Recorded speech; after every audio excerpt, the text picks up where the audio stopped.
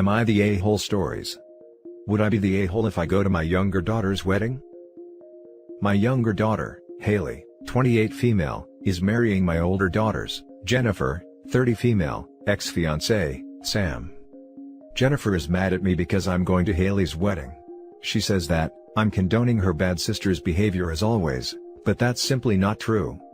When the wedding was called off, and we found that it was because Sam and Haley were dating, I called Haley immediately and I asked her to rethink the relationship. Not only for her sister's sake, but also because, if he could do it once, he could do it twice, and I didn't want her to get hurt. She reassured me that that wasn't the case, that they were meant for each other, and had known this for a long time, so I left it at that. I spoke to Sam, too. He apologized for any hurt he may caused, but said that it wouldn't be fair to marry Jennifer, when deep in his heart he knew that he was in love with Haley. They've officially been together for a little over a year now, and they truly seem happy and in love. My husband is supporting Jennifer. He's disgusted with the whole situation, and doesn't want anything to do with it. At one point he announced that he wouldn't be giving Sam his blessing, or walking Haley down the aisle. I don't like what this household has become. This is the first Christmas we haven't spent together as a whole family. I don't like the situation any more than my husband or Jennifer do, but they don't understand that ignoring the reality of it doesn't make it go away. When he had said that he wasn't walking Haley down the aisle, she was devastated. I asked my husband if he was willing to risk his relationship with Haley by not walking her down the aisle. Jennifer accused me of trying to twist him to my side. I told Jennifer that it's not about sides, it's about learning how to forgive. I've told her that it's been over a year now since her and Sam broke up, and she's been bitterly jumping from relationship to relationship because she's so focused on Haley and Sam, and that if she never learned to forgive them, she'll never be at peace. She says that I don't understand that Haley purposely stole Sam from her, and that she's been doing this since they were kids and I never noticed. I told her that she should have told me then. She said that I should have been paying closer attention and noticed it. I told her that she had to learn to let go of certain things in the past in order to move forward, and that if Haley did steal Sam as she claimed, then Haley did her a favor. She didn't want to hear that, but it needed to be said. I also offered to put her on a three-way call with Haley, but she declined. Then she gave me an ultimatum. She said if I go to the wedding, it means Haley was my favorite child all along, and that she'll never speak to me again. I told her that I'm going to the wedding, just as I would have gone to hers if she was in that situation. She said okay and hung up. Later, my husband calls me from work telling me she called him crying. Edit. I wanted to answer some questions here. Question: were Sam and Haley having an affair, or did they start to date after the wedding was called off? I'm not really sure. I never asked for details, and I'm not sure I really want to know either. From what I've been told, Sam came to Jennifer and told her that he couldn't marry her because he was in love with Haley. Question: when I spoke to Haley, why didn't I tell her she was wrong? Because if she doesn't feel like she's wrong at the age of 28, then nothing I say will convince her otherwise. We've all known what's it like to be in love with someone that people we care about don't like. And how did that turn out? Despite warnings, we had to see it through to the end and suffer the consequences. Because I loved her, I still warned her, but it's up to her to make the decision for herself now. Question: why am I supporting Sam and Haley's relationship despite the hurt it causes Jennifer? I'm not supporting the relationship, I'm supporting Haley. Not because of what she did, but because of who she is. That's my daughter, and no matter how much I disagree with her or Jennifer's actions, I carry them, both of them, inside me, and my love for both of them is unconditional. I've supported and comforted Jennifer to the best of my ability, and I will be here to do so until the day I die, but that goes for Haley, as well. Now for the top judgment. You're the a-hole. Your daughter breaks up your older daughter's relationship by cheating, and you support her over your betrayed daughter? She is the victim here and you're telling her they did her a favor, and get over it and be nice? How did you ever even become a mom? Sounds like her accusations absolutely have merit, and you likely do favor your youngest. Don't be surprised if you lose her relationship for good. Sounds like you've already lost her respect and love.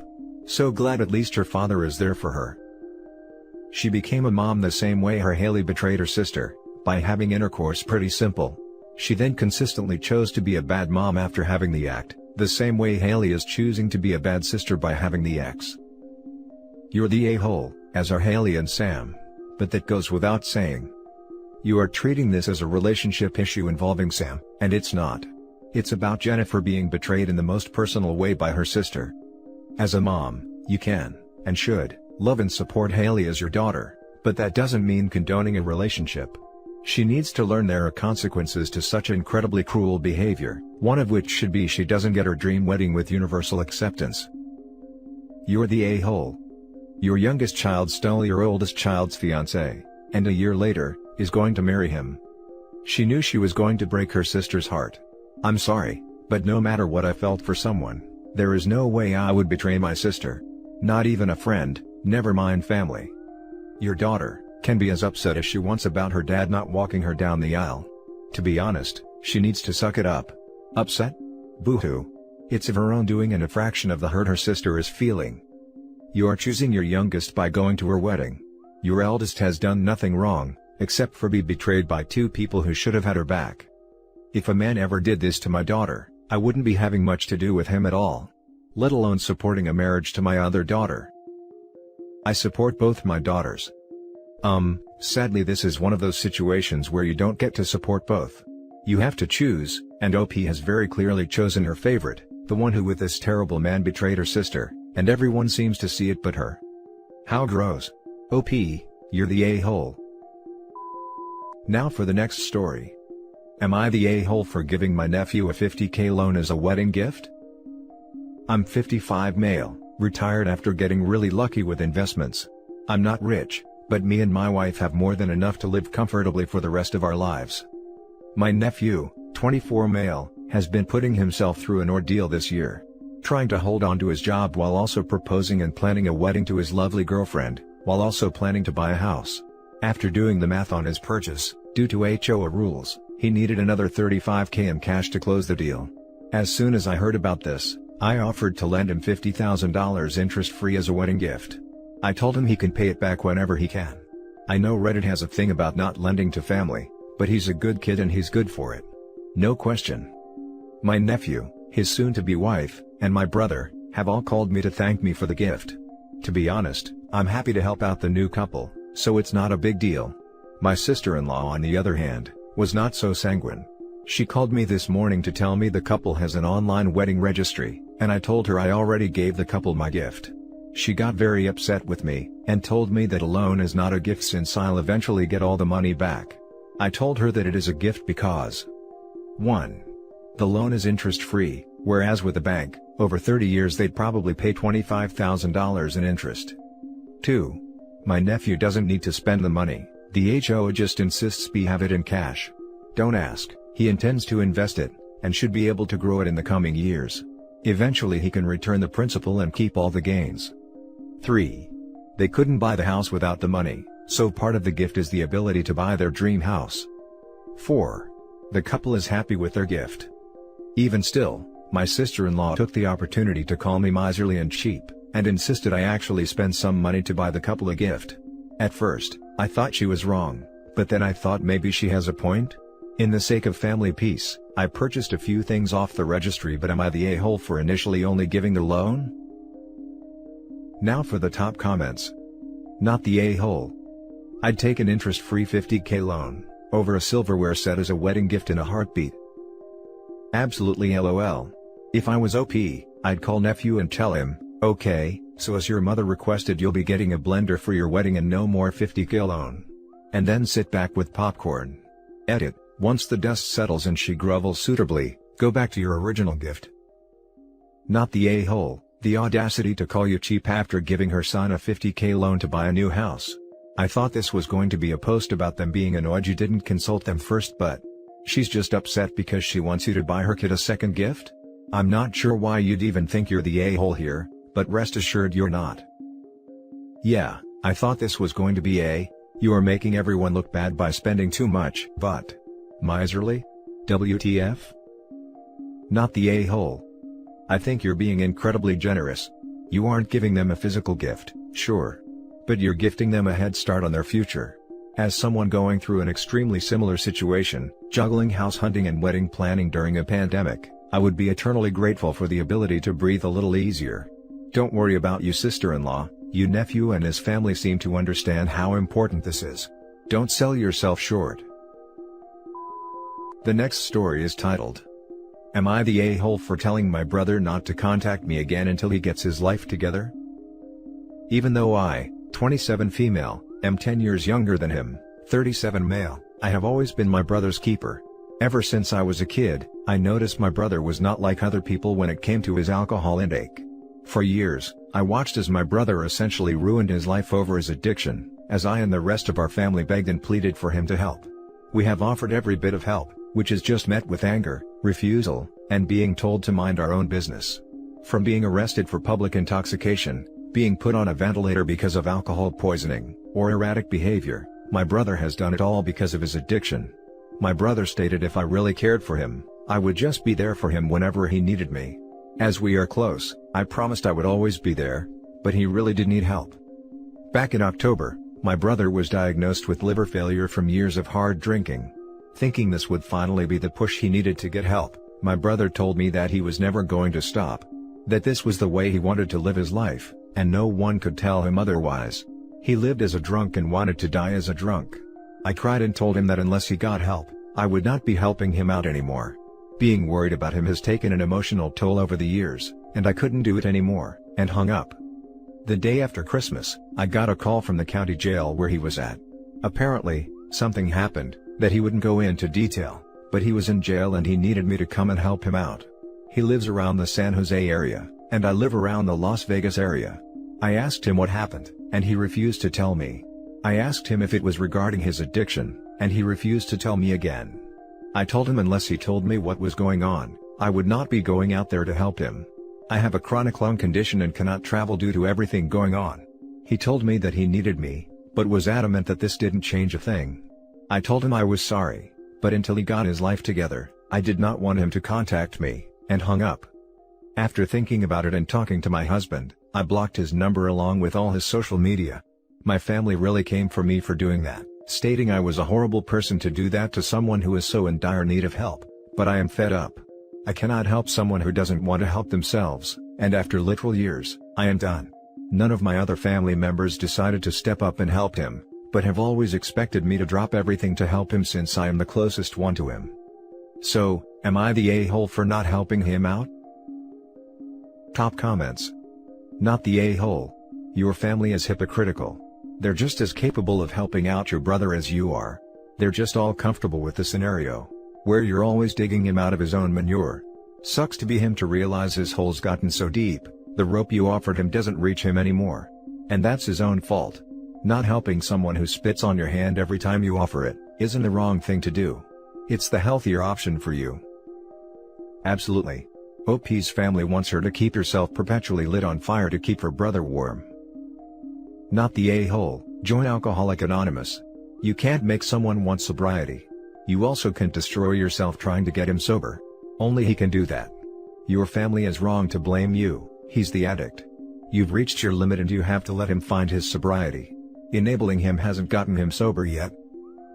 Not the a-hole. You are not obligated to enable your brother's addiction. Exactly. OP, your brother has never dealt fully with the consequences of his addiction because you were always there to cushion his fall. This has enabled him to stay an addict. Now I'm not saying this is your fault, but you are a piece of the familial puzzle that's helping him to stay this way. It is way past time for him to find out what happens when he truly has to solve this problem himself. Often that's the only motivator to change. Think about it, why would he change now? He knows that you'll always help him up when he falls. It sucks and it feels counterintuitive, but it's the only way. I second, or 42nd, all the fellow Redditors that recommend Alcoholic Anonymous. They can help you see this cycle and break free of it, while feeling good about yourself and your decisions. My partner's brother is an addict too, and we have kind of a mantra about it now: nothing changes if nothing changes. Best of luck to you. Now for the last story. Am I the a-hole for not sharing money I have saved for my niece with my wife's nephews? Back in 2000, I had the fortune of winning a lottery. It wasn't millions or anything, but I paid off my college loans, bought a house, and was able to be comfortable even through the recession in '08. When my niece was born 3 years later, I immediately loved her like my own, and decided she would have the same head start I did. Now, my niece will be 18 next year, and I've saved enough for her college, and for her to outright buy a decent-sized house whenever she's ready. My living expenses have only been a few thousand a year, and my job pays very well, so I've saved most of my pay for this. This will hopefully allow for her to pay it forward to the next generation and always be comfortable. The issue is my wife. We've been married 8 years, together 13. We've had multiple talks, and have agreed to keep our finances mostly separate, mainly because she had a financially abusive relationship before we got together. We have a shared bank account for our few expenses, vacations, and buying gifts for loved ones. Otherwise, savings, retirements, everything is separate, to the point where she didn't even want me to add her name to the house. Neither of us wanted kids, so that's not an issue. I'm happy with my niece, and my wife is happy with her 3 nephews. However, one nephew is the same age as my niece, and is freaking out about what he's going to do, since he didn't get a scholarship he was hoping for since he's graduating after next semester. My wife and I were discussing it, and I asked if she had saved up anything. She was surprised by this idea, and asked what I meant. I told her what I had saved for my niece. And now she's demanding I split it. There would still be enough for her to go to the college she wants, just not buy a house. I'm not happy with this. My wife has also had very low living expenses, and hasn't saved anything for her side of the family. I'm happy to give the kid gifts, but I want my niece to never be scared of debt or being homeless. Am I the a-hole for refusing? Edit, quick edit to clarify some things. My wife moved in with me after 2 years of dating. Ever since then, the only expenses she's had to pay are half of utilities, half of groceries, and half of our fund money. Both of us contribute about 10 to 15K a year to the household depending on what our vacationing plans are, and the rest of the money is ours to do with as we want. I know she had some debt when we first got together, but she finished paying that off years ago. Other than those combined finances, no, we really don't talk about money.